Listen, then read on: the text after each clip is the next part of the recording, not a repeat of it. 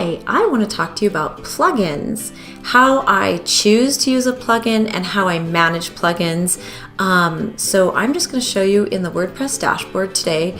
I'm on the dashboard in the plugins section. I'm going to click Add New, and I'm going to look for a Coming Soon plugin. So I'm just going to type in Coming Soon over here. And then the first thing I look for is how many active installations there are. So you'll see this one is 500,000 plus. This is 6,000. This is 40,000. So I try to find a plugin that has the most active installations possible. Then the next thing I look for is the last time it was updated. So you can see this one has 500,000 plus active installations, and it was updated a month ago. This one has 6,000 plus active installations, and it was updated 4 weeks ago. So I would likely select this one over here. The reason I look for active installations is because the more people that are using it, the more help there's going to be online.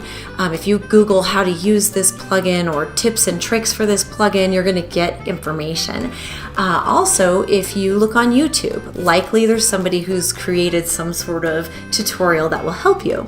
So the other thing I look for is the last time it was updated, and the reason I look for that is because if somebody has created a plugin, even if it's one that's being used often, if they're not updating the plugin, you're opening yourself up to a security risk. Lots of times plugins are updated because there's a patch for a security risk. Also, as technology progresses, you want to have a plugin developer that's in the game and keeping on top of those developments. So you want to choose a plugin where the developer didn't just create it for themselves and they've moved on to some other career. They're actually in the game, they're a plugin developer, they're continuing to grow and keep up with the latest and the greatest. And so that's the two things I look for when I'm adding a plugin. Let's talk about how I manage plugins once I have them installed.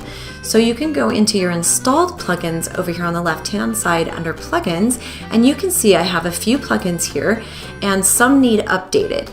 So it is very important to continue to update your plugins. Often, like I mentioned, the updates are to fix a security hole that has been found. So you want to make sure that you are updating your plugins.